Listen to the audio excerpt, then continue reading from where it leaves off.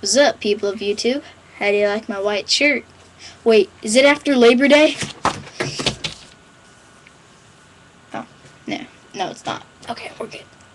Alright, so, yesterday I showed you my Marty McFly wallet, the replica I had of it, and I showed you a couple things that technically are non-existent.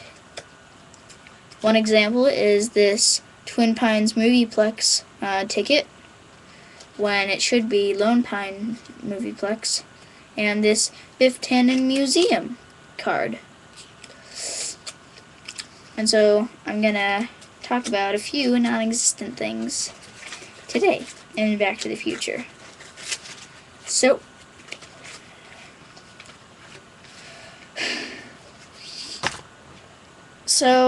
this isn't exactly about paradoxes, even though this is... Oh, paradoxes follow it up. So anyway, let's start in the first movie. In the first movie, at the beginning, when Marty first appears and talks to Doc in 1955, you see this picture of Dave, Marty, and Linda. Linda? That doesn't sound right. Oh well. And later in the movie, you see Dave's head disappears, and then his entire body disappears, and then eventually Linda is gone. So, and it still doesn't sound right. Anyway, lots of people have argued that if Dave and Linda weren't there, that the picture never would have been taken. Well, we see even when the picture is at the point where it's almost Marty isn't there at all, Marty still is there. And so it's entirely possible that just with their son Marty, their youngest son Marty, their only son Marty, that George and Lorraine took that picture and he had it in his possession. But if he had disappeared, then the entire picture would have been non-existent. The same thing happens in Back to the Future 2.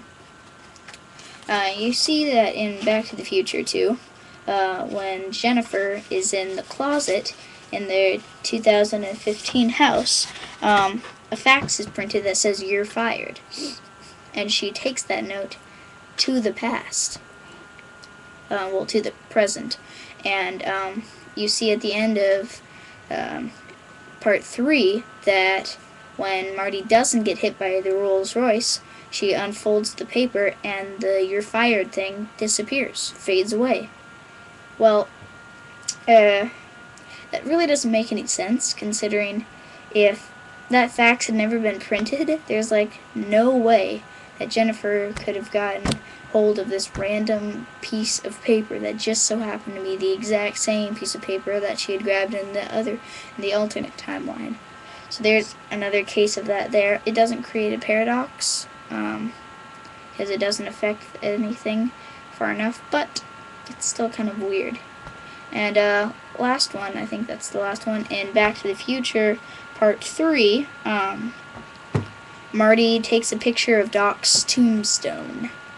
And, in the past, Doc's name and inscription disappears. But the tombstone is still there. So what? Why would, when Marty and young Doc are at the graveyard, why would Marty go over and take a picture of some random tombstone that was blank? So that's kind of weird there, too. And then also later you see that Buford is knocked into the tombstone and the entire thing disappears.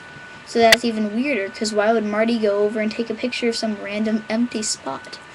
Because that picture should be non-existent, because he would have no reason to take a picture there. So it's very interesting. Although when it says Clint Eastwood's name on there, it's entirely possible that Marty wandered over to the graveyard at some point and saw Clint Eastwood. He's like, that's funny, some guy named Clint Eastwood. Since he was a fan of Clint Eastwood, it's possible that he took a picture of that. But when there's nothing there, when there was no inscription or nothing there would have been no reason for him to take that picture. Same scenario as the one with Jennifer and Marty's picture. Jennifer's facts and Marty's picture. So it's all very confusing. So I hope you enjoyed this little video. If you want to see more of these videos, I'm kind of doing a little mini series. You can go to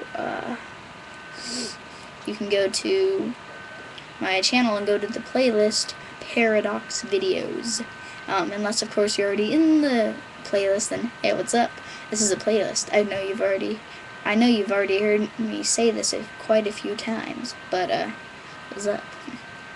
Disregard that last part if you're not in the playlist. Alright, so I think that's about it. Alright, bye. See, I made it more clear that time. Instead of boy, it's bye. Bye.